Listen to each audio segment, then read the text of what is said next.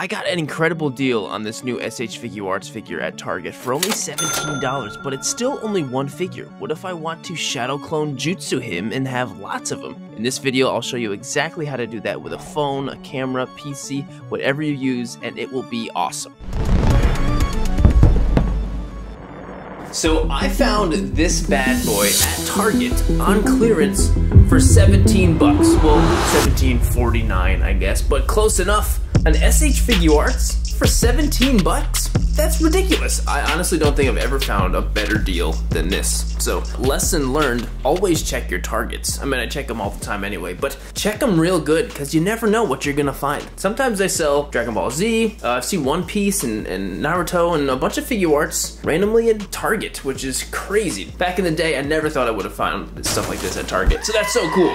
Okay, great, I found one figure for 17 bucks, but it's Naruto. What if I want to shadow clone Jutsu him and have a million Narutos and have an army of them? Well, that's not quite so easy. Well, maybe it is.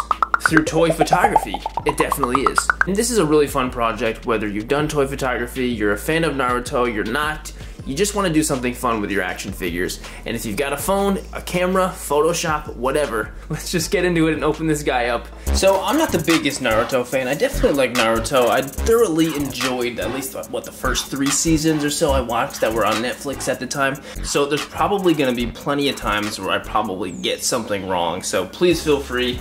I'm ready for the corrections in the comments. Let me have it. It's okay. I understand. Let me have it. It's alright.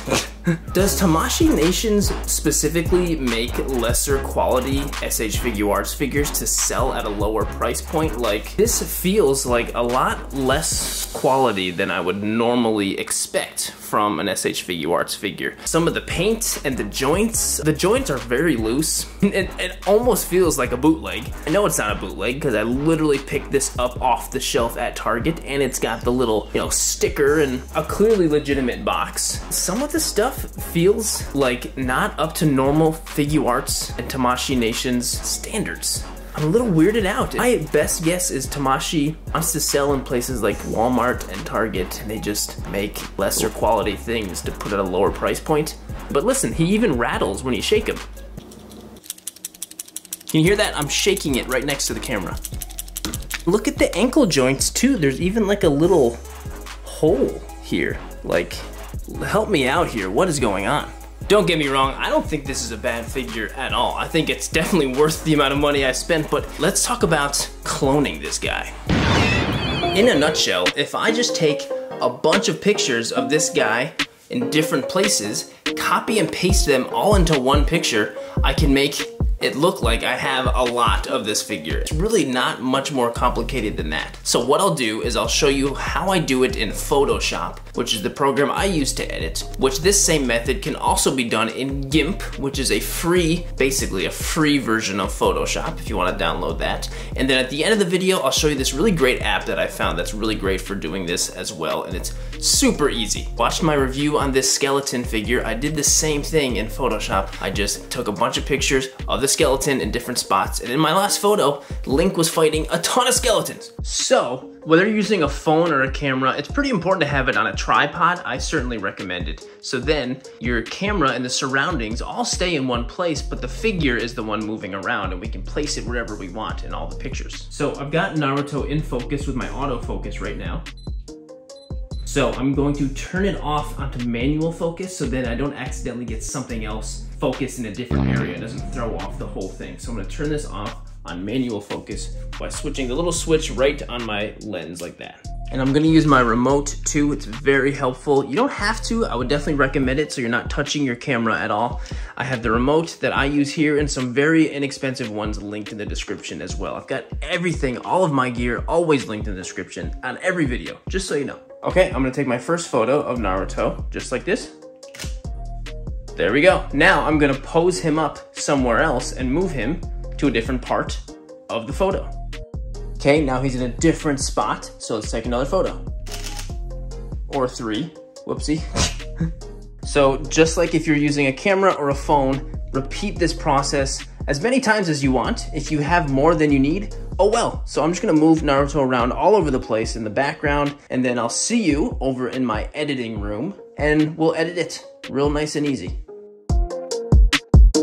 Okay, well, here we are. And I've got several photos of here with Naruto in different spots. And it's gonna be very simple, just copy and paste kind of stuff. And like I said, this can be done in GIMP or Photoshop. I'm using Adobe Photoshop. This can be done in GIMP, which is free too, and I have a whole tutorial on how to use that as well if you're interested in that. And I'll have that linked in the description. Let's get started. So this picture right here is gonna be my main canvas. This is my main photo. I'm just gonna use this one as the one I add everything to. So first, let's grab some of the closer ones, like this one right here.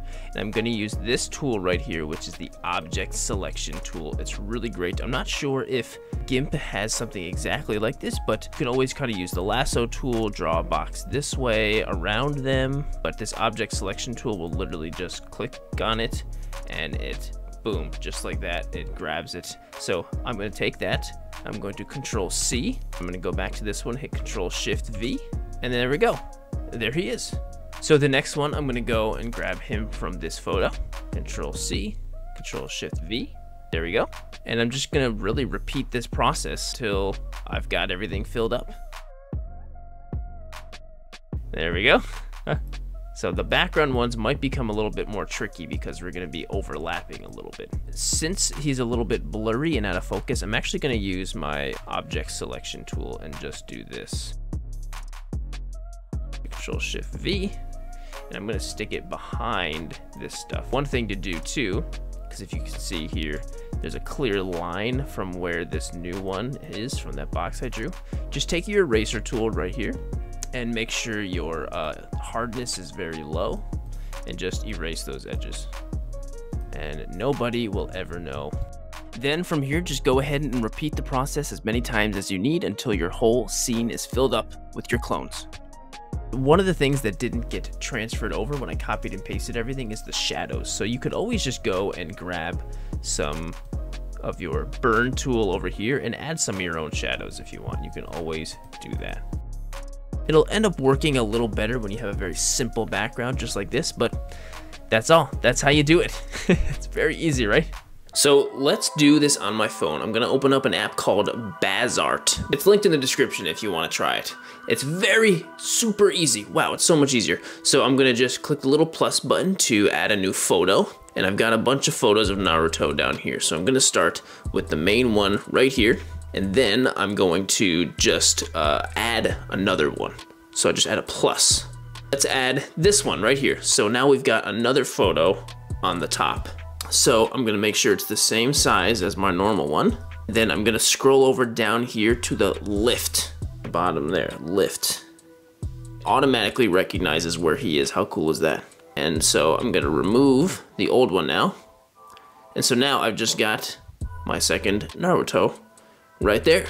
Not so bad. And then I'm just gonna go and do the same thing with the other ones. This will always work a little bit better when you have a very simple background. There we go. It's all edited. So quick and easy. So incredibly easy. Grab this Bazart app and you're good to go. You're all set. So I've got a fun idea for a toy photo that I love to do, and it involves cloning, but it's with a different clone. Get it? Shadow clone jutsu. It's the wrong clone. Anyway, let's go take the shot. Okay, well, it's a beautiful sunny day outside, and I've got everything pretty much set up. I've got Naruto doing his jutsu hand thing. Sorry. Got a clone right there. I'm gonna move this same clone all over the place on the rocks and all around him to make it look like there's clones everywhere, and it will be funny. So I'm just gonna take a ton of photos and do exactly the same thing I did before. So let's go.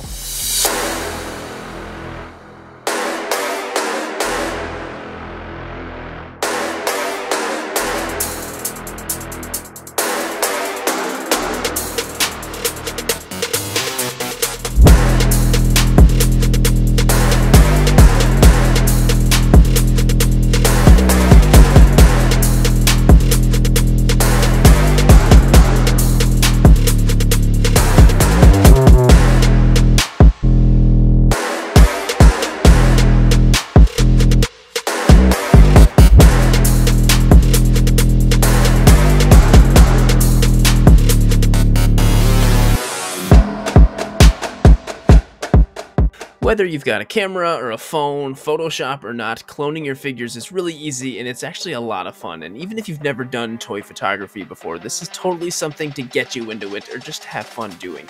If you do give this technique a try, please tag me on Instagram at Sirdork, on Twitter at Sirdork730, and on TikTok at Sirdork730. I would really love to see your shots. And as always, thank you so much for watching, and I will see you in the next video.